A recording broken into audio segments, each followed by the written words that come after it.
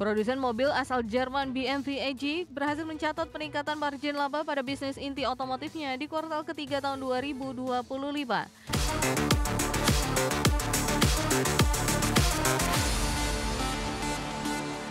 Pemirsa, BMW mencatat kinerja kuat di kuartal ketiga tahun 2025 dengan peningkatan margin laba otomotif yang melampaui perkiraan. Ya, di tengah tekanan tarif impor dan persaingan ketat di pasar global, BMW tetap menunjukkan ketangguhan bisnisnya. Produsen mobil asal Jerman BMW AG berhasil mencatat peningkatan margin laba pada bisnis inti otomotifnya di kuartal ketiga tahun 2025. Kinerja ini melampaui perkiraan analis meskipun perusahaan menghadapi tekanan tarif impor di Amerika Serikat dan Uni Eropa, serta persaingan ketat di pasar Tiongkok.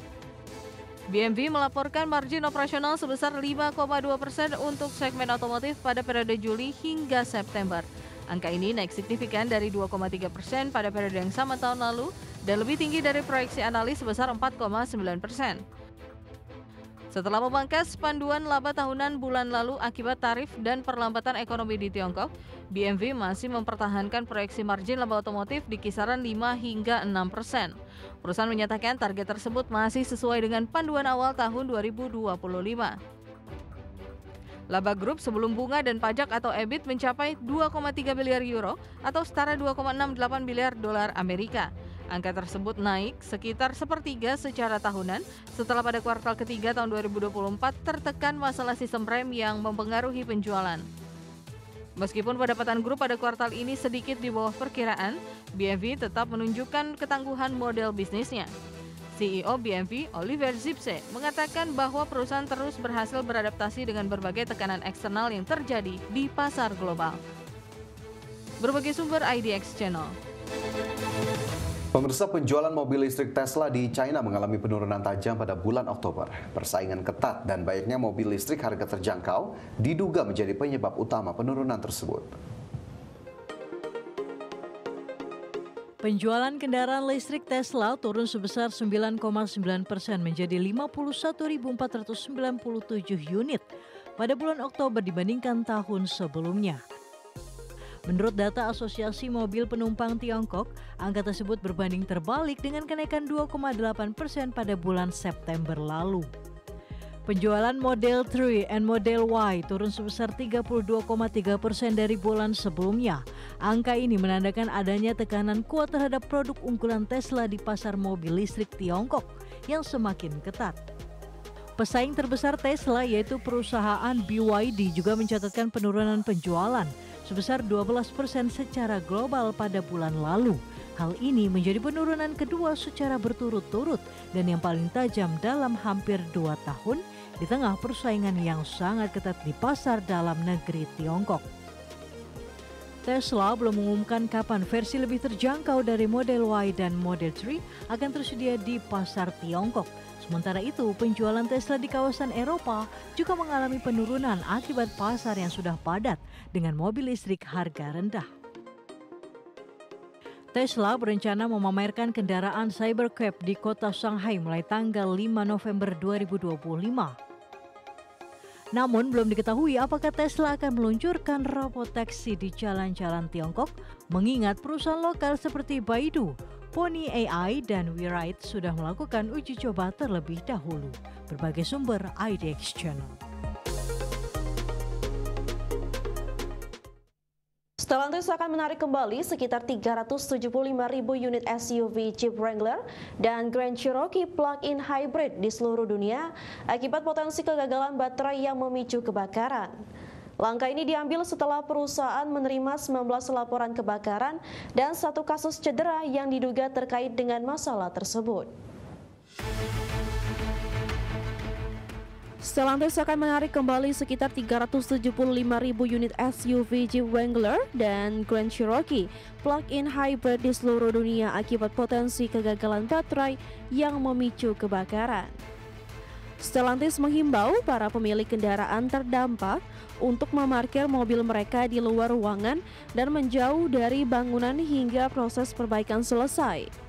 Perusahaan juga meminta pengguna untuk tidak mengisi daya kendaraan sementara waktu karena resiko kebakarannya masih ada. Recall ini mencakup SUV Jeep Wrangler 4xe produksi 2022 hingga 2025 dan Jeep Grand Cherokee 4xe produksi 2022 hingga 2026 yang telah terjual di berbagai negara. Stellantis melaporkan kepada Badan Keselamatan Lalu Lintas Jalan Raya Nasional Amerika Serikat atau NHTSA bahwa sebagian besar kendaraan terdampak, sekitar 320.000 unit berada di pasar Amerika Serikat.